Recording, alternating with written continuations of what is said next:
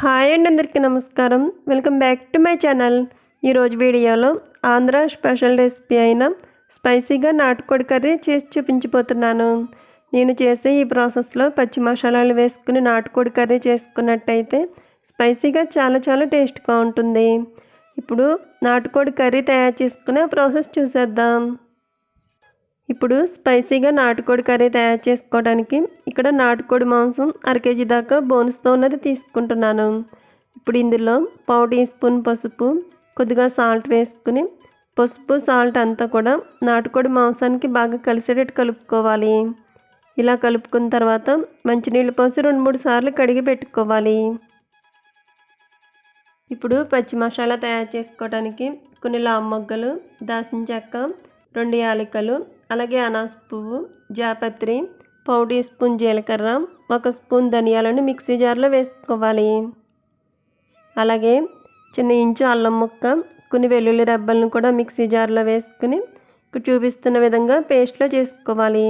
అవసరమైతే కొద్దిగా వాటర్ పోసుకుని పచ్చి మసాలా పేస్ట్ని ఇలా మిక్సీ చేసుకుని పెట్టుకోవాలి.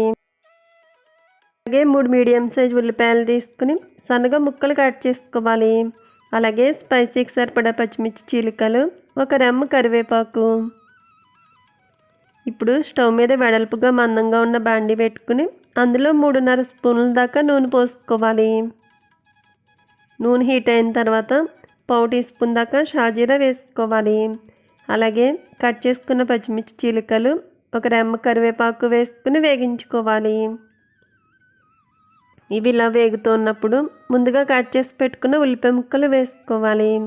ఈ ఉల్లిపాయ ముక్కలను పచ్చివాసన పోయే వరకు వేగించుకోవాలి. ఉల్లిపాయ ముక్కలు ఆయిల్లో మంచిగా వేగిన తర్వాత ఇప్పుడు మూత తీసి ఇందులో ముందుగా పేస్ట్ చేసి పెట్టుకున్న పచ్చి మసాలా పేస్ట్ వేసుకోవాలి.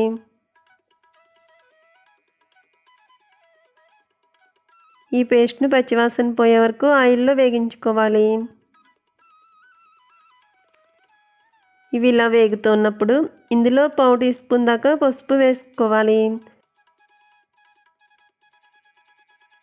అలాగే టేస్ట్కి సరిపడా రాళ్ళు ఉప్పు వేసుకోవాలి. ఇప్పుడు ఇందులో స్పైసీకి సరిపడా కారం వేసుకోవాలి. ఈ నాటుకోడి కర్రీ స్పైసీగా ఉంటే బాగుంటుంది కాబట్టి కొంచెం కారం ఎక్కువే యాడ్ చేసుకోవాలి. కారం వేసుకున్న తర్వాత అంతా కూడా బాగా కలిసేటట్టు కలుపుకుని మరో 2 నిమిషాల పాటు వేగించుకున్న తర్వాత ముందుగా పసుపు సాల్ట్ వేసి కడిగి పెట్టుకున్న నాటుకోడి మాంసాన్ని ఇందులో వేసుకోవాలి.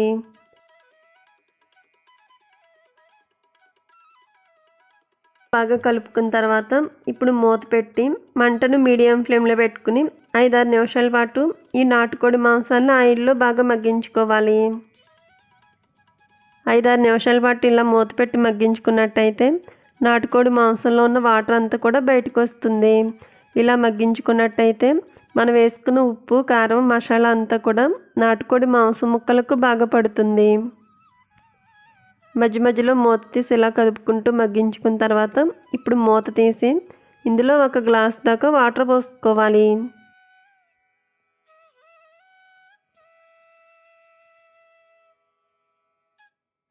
గరిటెతో ఒకసారి కలుపుకుని సాల్ట్ సరిపోయిందో లేదో చెక్ చేసుకుని సాల్ట్ యాడ్ చేసుకోవాలి. అలాగే 1/2 టీ స్పూన్ దాకా ఎవరెస్ట్ చికెన్ మసాలా పొడి వేసుకోవాలి. మసాలా పొడి వేసుకుని ఒకసారి కలుపుకుని మూత పెట్టి 25 నిమిషాల పాటు మంటను హై ఫ్లేమ్లో పెట్టుకుని ఉడికించుకోవాలి. 25 నిమిషాల పాటు మంటను హై ఫ్లేమ్లో పెట్టుకుని ఉడికించుకున్న తర్వాత ఇప్పుడు మంటను లో ఫ్లేమ్లో పెట్టుకుని మరో 15 నిమిషాల పాటు ఉడికించుకోవాలి. చూపిస్తున్న విధంగా నాటుకోడి కర్రీ ఇలా ఉడికిన తర్వాత ఇప్పుడు స్టవ్ ఆఫ్ చేసుకున్నట్టయితే ఎంతో టేస్టీగా ఉండే ఆంధ్ర స్పెషల్ రెసిపీ అయిన నాటుకోడి కర్రీ రెడీ అవుతుంది. ఈ ప్రాసెస్లో చేసుకున్నట్టయితే నాటుకోడి కర్రీ స్పైసీగా చాలా టేస్ట్గా ఉంటుంది. రైస్లోకే కాకుండా చపాతీ, పుల్కా, పూరీలోకి కూడా ఈ కర్రీ చాలా బాగుంటుంది. సో ఫ్రెండ్స్, ఈ వీడియో నచ్చితే లైక్ చేయండి. అలాగే మీ ఫ్రెండ్స్ అండ్ రిలేటివ్స్కు షేర్ చేయండి. Thank you for watching video friends.